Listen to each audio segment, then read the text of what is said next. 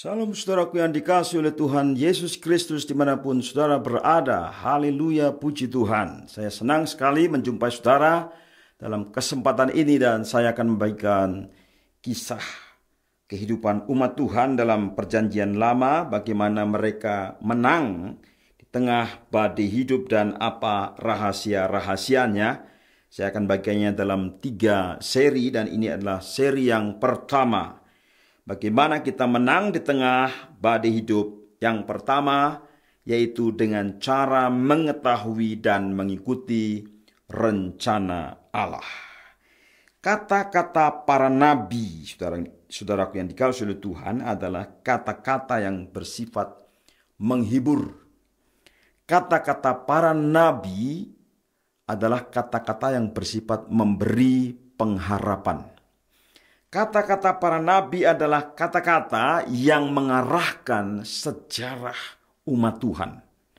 Karena itu saudaraku yang dikasihi Tuhan, nabi, walaupun di kesempatan yang lain mereka sangat keras terhadap umat Tuhan, menegur dosa secara langsung kepada pimpinan-pimpinan bangsa, kepada pimpinan-pimpinan umat, yaitu imam-imam, dan kepada umat Tuhan secara umum. Ditegur tanpa memandang bulu. Artinya bahwa semua sama di hadapan Tuhan. Semua sama di depan firman Tuhan. Dan karena itu mereka semua harus taat kepada firman Tuhan. Dan ketika mereka tidak taat, mereka jatuh ke dalam dosa. Mereka mengalami penghakiman. Dan kemudian mereka menerima akibat atau sanksi atau disiplin dari Tuhan, sehingga mereka mengalami keadaan yang lebih buruk dari sebelumnya. Mereka mengalami kegelapan dalam hidupnya, dan mereka mengalami tidak ada pengharapan. Dan bangsa Israel, bangsa Yehuda, pernah mengalaminya. Sehingga menurut nubuatan Nabi Yeremia, mereka akan berada di negeri asing, yaitu di Babel, selama 70 tahun, saudaraku yang dikasihi Tuhan. Dan betul kata Nabi Yeremia. Mereka hidup di tengah-tengah bangsa asing sebagai budak.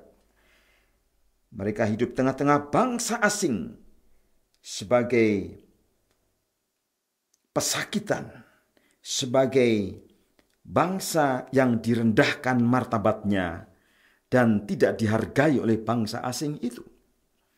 Tetapi saudaraku yang dikasihi oleh Tuhan, ketika mereka mengalami keadaan yang secara manusia mereka tidak ada pengharapan dan gelap di depannya, mereka hidup dalam the darkest ages, ya. Artinya abad yang paling gelap dalam hidupnya, tahun-tahun yang paling gelap dalam hidupnya, tetapi masih ada hope, masih ada rencana Allah, sehingga ketika hidup di tengah-tengah pusaran badai, di tengah-tengah kekacaubaluan dalam segala segi, karena mereka kehilangan semuanya. Kehilangan identitas rohaninya, kehilangan bangsanya, kehilangan negerinya, dan mereka di negeri asing, dan mereka diperlakukan tidak adil, dan mereka diperlakukan dengan tidak hormat. Dan mereka dalam keadaan yang sangat berat. Mereka pusing. Mereka sangat kecewa. Dan campur aduk, saudara. Artinya mereka ada dalam keadaan yang sangat sulit, yang sangat susah dan menderita. Tetapi pengharapan ini memberi perspektif supaya mereka mengalami kemenangan di masa depan. Dan kemenangan di saat mengalami kesusahan itu dari badai kehidupan, karena mereka diarahkan oleh sebuah rencana Allah. Dan ketika mereka mengetahui dan mengikuti rencana Allah ini, maka mereka akan mengalami damai sejahtera. Mereka akan mengalami hidup yang penuh dengan kebahagiaan, walaupun kenyataannya tidak demikian, tapi mereka memiliki sebuah iman yang membuat mereka bertahan dan membuat mereka berkemenangan. Sekalipun kenyataannya tidak atau belum mereka lihat, tetapi mereka punya iman bahwa ada keselamatan di masa yang akan datang. Firman Tuhan mengatakan dalam Yeremia pasal 29 ayat kuncinya, yaitu ayat 11, saya akan bacakan demikian firman Tuhan. Sebab aku ini mengetahui rancangan-rancangan apa yang ada padaku mengenai kamu. Demikianlah firman Tuhan. Sebab aku ini. Haleluya. Saudara, ini kata ini penting sekali, saudara. Ketika Tuhan hadir, ketika Tuhan menyatakan diri, ketika Tuhan berfirman, aku ini. Saudara, ini aku. Inilah aku datang. Ini memberi kekuatan, memberi penghiburan, dan akan memberikan jawaban bagi setiap pergumulan umat Tuhan. Saudara, aku, kata Tuhan, telah melihat segala jalan-jalan yang kamu saat ini lewati. Aku, kata firman Tuhan, akan menyembuhkan. Aku, kata firman Tuhan, akan menuntunmu. Aku, kata Tuhan, akan memulihkanmu, akan memberi engkau penghiburan. Kuncinya adalah mengetahui dan mengikuti rencana Allah. Dan rencana Allah adalah kita tangkap ketika kita berkabung, ketika kita bertobat, ketika kita mempercayai Tuhan di tengah-tengah keadaan yang sesak itu. Yang Tuhan mau dari umatnya adalah pertobatan yang sejati. Nah, yang menjadi persoalan saudara, apakah orang sakit bisa menyembuhkan sakitnya? Orang sakit membutuhkan dokter, membutuhkan obat-obatan. Sehingga kesembuhan itu harus datang dari Tuhan. Sebagai dokter yang memberi obat-obatan. Demikian juga Tuhan, saudara, menyatakan diri kepada umatnya. Memang kamu keras kepala. Memang kamu degil. Memang kamu memberontak. Tetapi aku mau. Aku mau. Yang memulihkan adalah Tuhan sendiri. Bahkan Tuhan mengatakan, aku akan menciptakan puji-pujian. Aku memiliki rancangan supaya kamu tidak berkabung lagi. Aku akan menaruh puji-pujian. Tetapi dalam ayat berikutnya dikatakan, aku akan menciptakan damai sejahtera bagimu. Saudara, rancangan damai sejahtera, rancangan Allah, yaitu rancangan damai sejahtera, rancangan Allah adalah rancangan kesembuhan. Kata damai sejahtera dari bahasa aslinya salum. Akar katanya menggunakan huruf shin, lamet, dan mem. Saudara, kalau kita membaca bahasa Ibrani atau kata Ibrani, salah satu makna dari kata dalam bahasa Ibrani atau kata dalam bahasa Ibrani itu kita bisa memaknai secara piktograf atau arti dari huruf atau arti dari setiap huruf akar kata dalam bahasa Ibrani. Shalom. Tuhan janjikan shalom.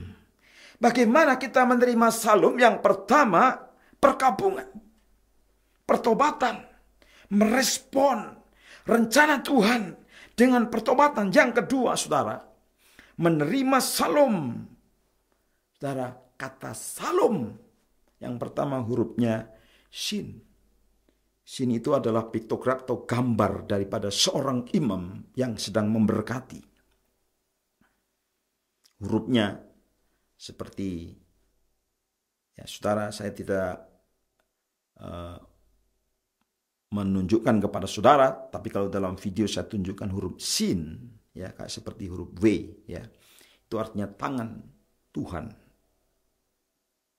tangan imam besar yang terulur. Shin. Artinya apa? Bahwa ketika seorang imam mengangkat tangan dan menaruh berkat kepada umatnya, berkat itu datang dari El Shaddai, dari Tuhan yang Maha Kuasa. Israel, umat Tuhan, ketika mengandalkan berkat Tuhan, maka berkat itu akan mereka terima. Karena berkat Tuhan, berkat dari yang Maha Kuasa itu, keselamatan atau salom itu akan diterima oleh umat Tuhan. Terimalah berkat Tuhan. Itu yang paling penting. Terimalah uluran tangan Tuhan. Itu yang paling penting. Terimalah kekuatan, kekuasaan Tuhan atas hidupmu. Itu yang paling penting.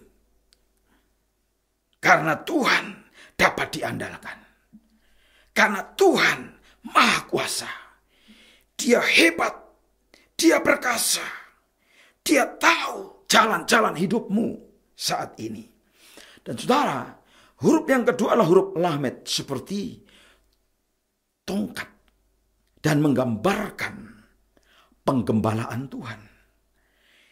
Dan huruf yang ketiga itu mayim, mem, menggambarkan kekacaubaluan keadaan manusia yang seperti di tengah-tengah ombak, di tengah-tengah lautan luas, saudara.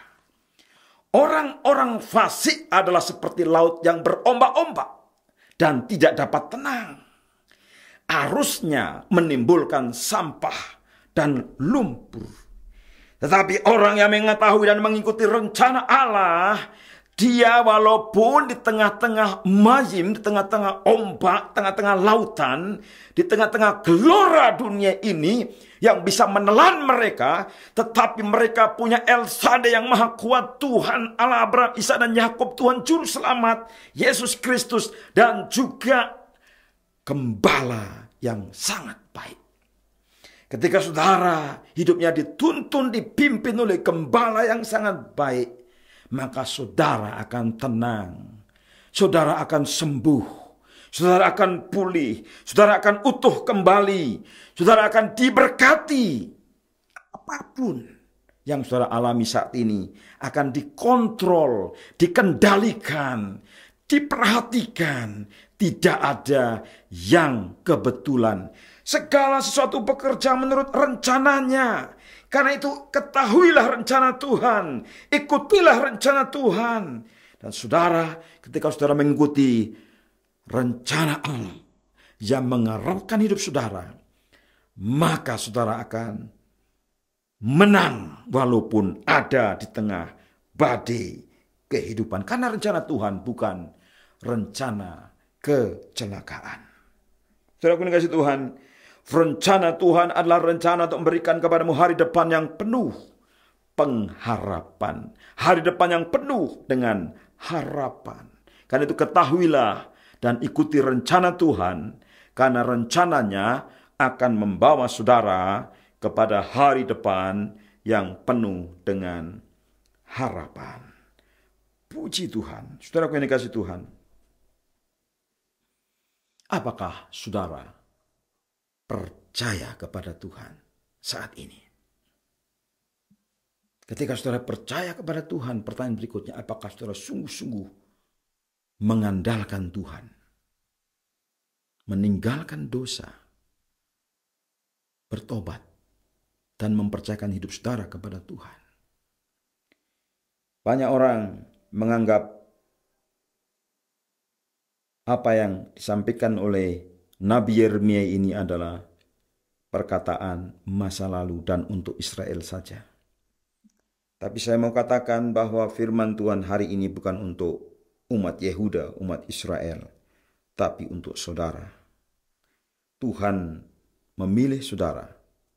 Tuhan memiliki rancangan dalam hidup saudara, supaya saudara mengalahkan badai dalam hidup saudara saat ini, dan supaya saudara menerima damai sejahtera, menerima salum, menerima kesembuhan, diutuhkan kembali.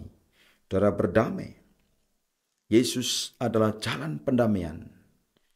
Ketika saudara datang kepada Tuhan Yesus, beri dirimu damaikan dengan Allah, dengan percaya kepada Tuhan Yesus Kristus. Ada seorang yang sangat keras kepala dan hidupnya sangat susah. Dan kemudian dia dihajar melalui kehidupan yang lebih keras lagi. Dan kemudian orang yang bersangkutan tetap tidak bertobat. Akibatnya apa? Mati sebagai orang fasik. Tetapi juga ada seorang yang tadinya keras, tetapi kemudian mendengar firman Tuhan dan dia menjadi lembut. Dia percaya bahwa firman Tuhan itu ya dan amin, benar adanya. Dan kemudian dia terbuka hatinya dan tangan Tuhan terulur kepada dia. Dan Tuhan berbicara kepada dia, dia mendengarnya. Sucilah kamu, dia menjadi suci. Kuduslah kamu, dia menjadi kudus. Sembuhlah kamu, dia menjadi sembuh. Dan kemudian orang ini melayani Tuhan. Dia pergi ke kota yang lain, saudara. Orang ini menceritakan kepada saya dan dia ketemu dengan seorang hamba Tuhan. Dan dia menjadi murid Tuhan di sana. Dan kemudian setelah menjadi murid Tuhan, dia melayani Tuhan dalam kesederhanaan. Dia selama hidupnya tidak pernah menjadi orang yang kaya raya. Tidak pernah menjadi orang yang terkenal. Tidak pernah menjadi orang yang hebat. Tetapi di mata Tuhan, dia adalah hamba Tuhan yang menyenangkan hati Tuhan. Dan orang ini membimbing banyak anak-anak muda supaya percaya kepada Yesus. Membimbing anak-anak, membimbing remaja dan murid-muridnya sekarang menjadi hamba-hamba Tuhan. Dan murid-muridnya sekarang menjadi pelayan-pelayan Tuhan. Dan hamba Tuhan ini sekarang sudah ada di surga. Ketika dia meninggal, dia meninggalkan warisan iman. Saudaraku yang dikasihi oleh Tuhan, apapun boleh terjadi dalam hidup kita, tetapi ketika kita mengetahui dan mengikuti rencana Allah, maka kita akan menjadi pemenang di tengah badai hidup. Hidup dalam dunia tidak dijanjikan hidup dalam keadaan yang mulus, yang keadaan yang semuanya serba beres. Tapi ada pengalaman demi pengalaman dalam hidup ini dan respon saudara terhadap firman Tuhan itu sangat penting. Seperti tadi saya katakan, Yeremia menubuatkan bahwa bangsa Yehuda akan menjadi budak di Babel selama 70 tahun. Dan betul, nanti kita lihat bahwa mereka keluar setelah 70 tahun. Tetapi saudara, tidak semuanya akan kembali. Dan tidak semuanya akan menjadi pengikut Tuhan. Banyak yang mati dalam pemberontakan. Banyak yang mati dalam dosa. Banyak yang dipanggil tapi sedikit yang dipilih. Saya berdoa supaya saudara menjadi bagian bilangan orang-orang yang disebut remnant. Orang-orang kudus. Seperti murid-murid Yesus yang adalah orang-orang Yahudi. Yang percaya kepada Mesias. Itu remnant. Yohanes Pembaptis adalah remnant. Orang yang percaya kepada Yesus. Tapi banyak orang Yahudi pada zamannya tidak percaya kepada Yesus sebagai Mesias. Dan bahkan menyalibkan Yesus. Saudara yang kasih Tuhan. Saudara mungkin sudah menjadi orang Kristen sejak masih bayi atau lahir. Dan saudara sudah dibaptis secara percik. Tetapi saya menantang saudara. Kekristenan saudara adalah kekristenan yang otentik ketika saudara mengikuti dan saudara hidup dalam rencana Allah. Dan ditunjukkan dengan kemenangan demi kemenangan dalam hidup kekristenan saudara. Saya berdoa, Tuhan Yesus akan menolong saudara, sehingga saudara akan berkemenangan, menang atas badai dalam hidup saudara. Saudara diberkati oleh Tuhan di dalam nama Tuhan Yesus Kristus. Amin.